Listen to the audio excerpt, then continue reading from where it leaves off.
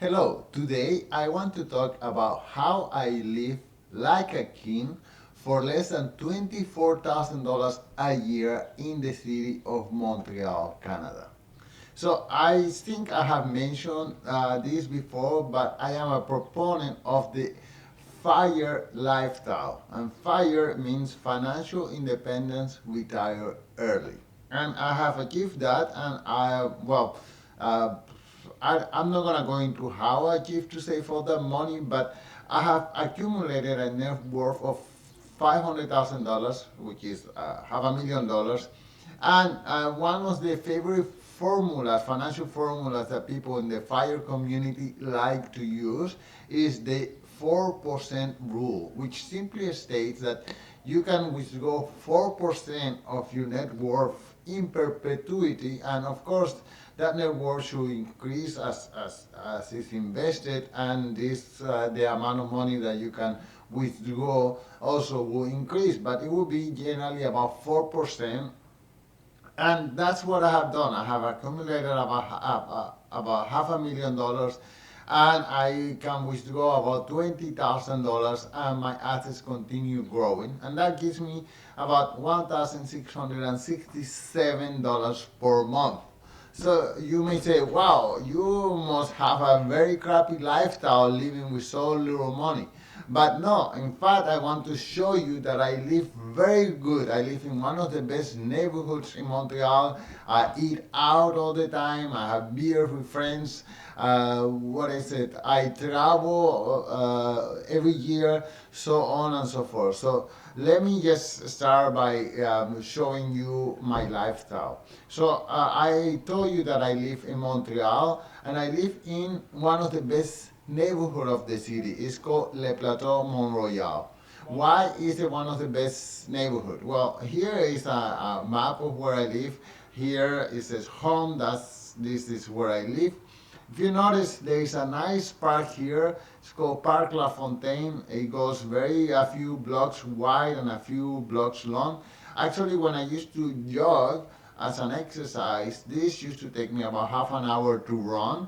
So it's quite, you have little lakes and trees and benches and whatever. So it's a beautiful green space.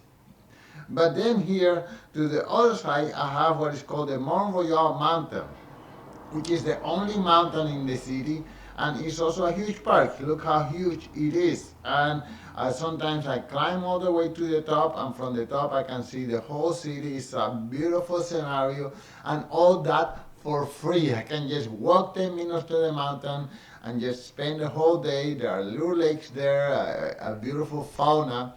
But if I want to spend time in a more urban setting, oh, and by the way, there's other little parks here, and all these green patches are little parks also close by. But here, if I walk 20 minutes south, I go to the Old Port, and of course, this is where you see all the entertainment for tourism, beautiful monuments, churches, whatever, gorgeous boats, and fantastic architecture from the 16th, 17th century, so on and so forth. So I'm right there in the middle of everything. So you must say, oh, but you must live, you maybe live in a shoebox. Well, no, no. First of all, the street where I live is a pedestrian-only street. It's just cobblestone, like here, and I really don't know who finances all this, but because it's a close street to automobiles, it's a pedestrian, there's always all kind of activities. There are the performers, artists just walking around, all kind of animation. So here I am here with two beautiful tall girls holding hands. What a life. And I get to do that just by walking downstairs. Perhaps the biggest risk is cyclists, that they don't respect really that this is pedestrian only streets, and they zoom by in their bicycles. But it's not a huge risk.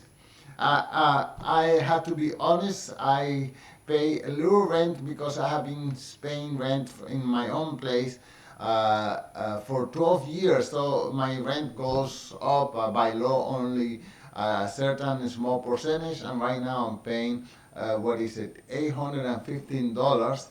And you may say, well, you probably live in a small shoebox. But no, I live in what is called here in Canada, a 3.5 apartment, which is composed of one bedroom, one living room, one kitchen, and one bathroom. I guess the bathroom is the half. And I don't live in a basement. I live in as a second floor of a two-story building. So I live right on top. I get to see from my window the action going on in the streets. So it's just fantastic. Well, then you may say, okay, well, you must eat the most crappy, cheap food that there is. Well, yes and no. Okay, so I eat basically, I have a plant-based diet, and I just eat vegetables and fruit all day long. I mean, I don't. It's nothing fancy. I don't have to hardly even to cook it. It's just. And sure, there are fancy supermarkets in my neighborhood, but I go to this all family-owned supermarket. As you can see, they don't spend a lot of money in decoration. They don't spend any money at all in advertising. They have been there for over 20 years. And people just go there. I know the cashiers and the owners all by first name. Hey Joe, hey Jane, how's it going? And I get non-expensive but high quality food because it's fresh food from the day. I go to my supermarket daily because I don't have a job and it's just 5 minutes walking distance from my house. So why not to get the freshest avocados or the latest season apples or whatever. So yeah, I eat about $10 a day in fruit and vegetables, and believe me, that's more than enough. Okay, so then it comes to transportation. True, I don't have a car, so that saves me a lot. I saves me in insurance, maintenance, parking, whatever. As you can see, because of my neighborhood, everything that is important to me is within walking distance. The shopping, the supermarkets, the entertainment, this and that. So I really don't need a car to go anywhere.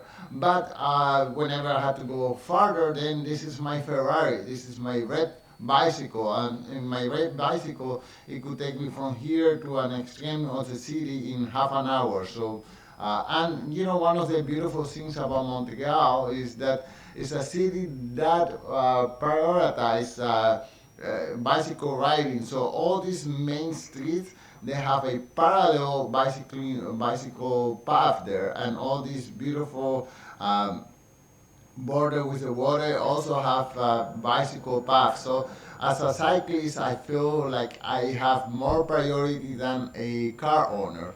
But not only that, I walk, I use my bicycle, and whenever I need an automobile, we have this car sharing service here. It's called Communoto, and I can just basically pick up one of these cars, and they charge me about $10 an hour. So this is an amazing deal. So let's say I have to go to a place where there is no public transportation.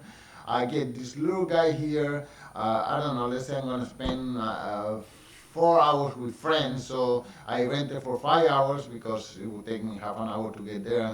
So I rented. So that $50 to go to a place where it's not accessible to with my bicycle.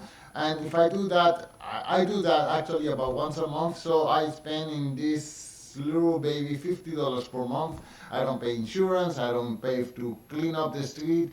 I don't pay even for the gas. Whenever I get to use it, someone have already filled out the gas.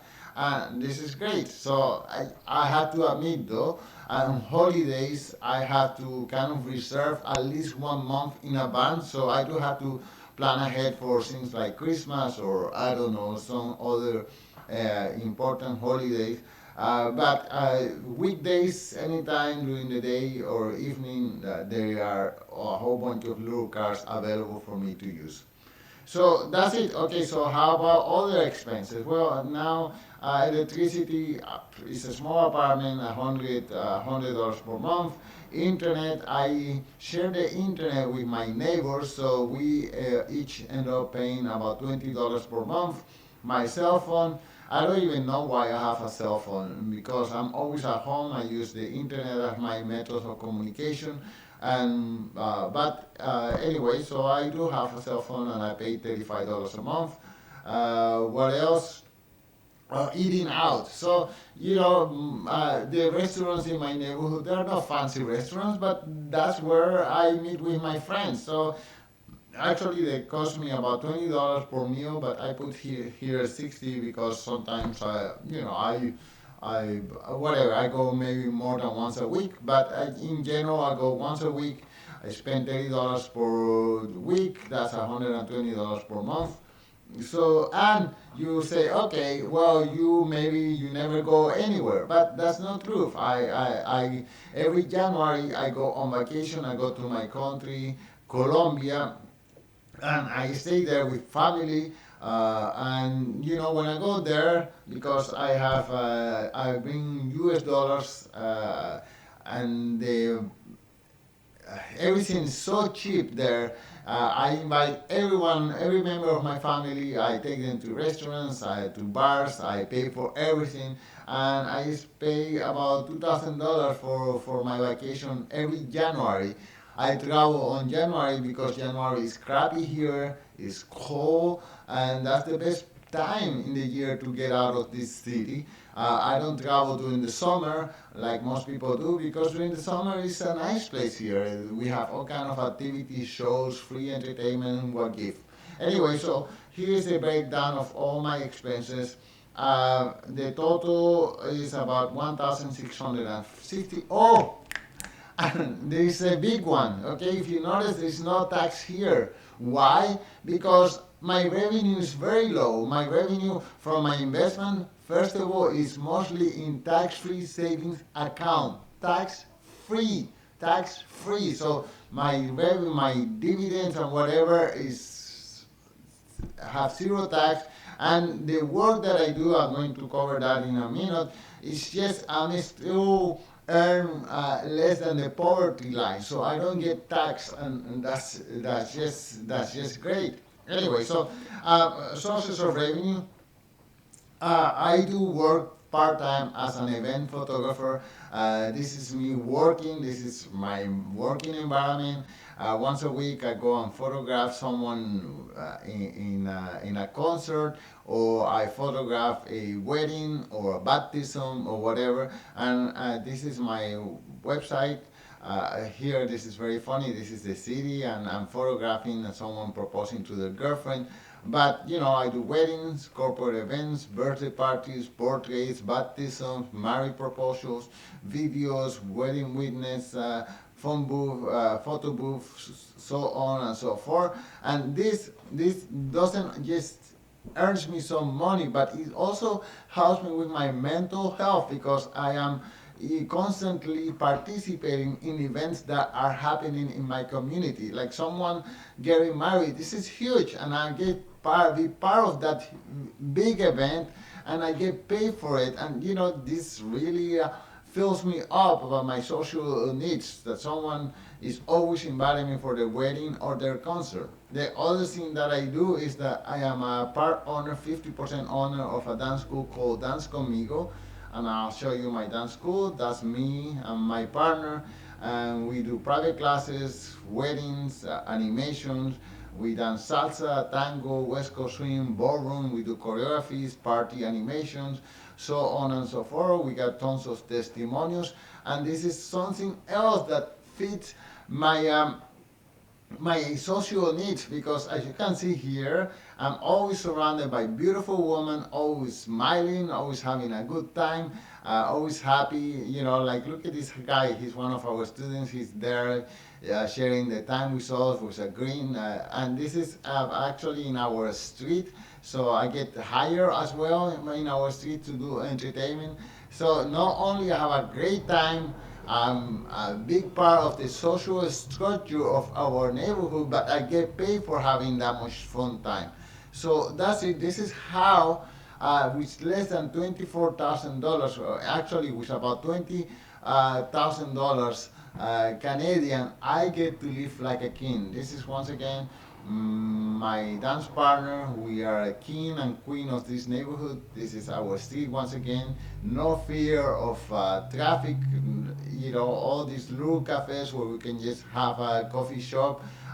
Here you cannot see it, but there is a park where we just hang out, and all that with less than $20,000. And I don't want to brag because it's just very little money that I live on. But what I want to tell you is that if you have this mentality of wanting to live with less, you can do it as well. You don't have to be buying the latest car. You don't have to be buying the latest smartphone, whatever. I mean, my smartphone, so somewhere here, is about, I don't know, 5 years old. I just don't need to have fancy equipment. I just need to have a fun time with my friend, a big social network full of activities, and as you can see, these activities, they don't cost a lot of money.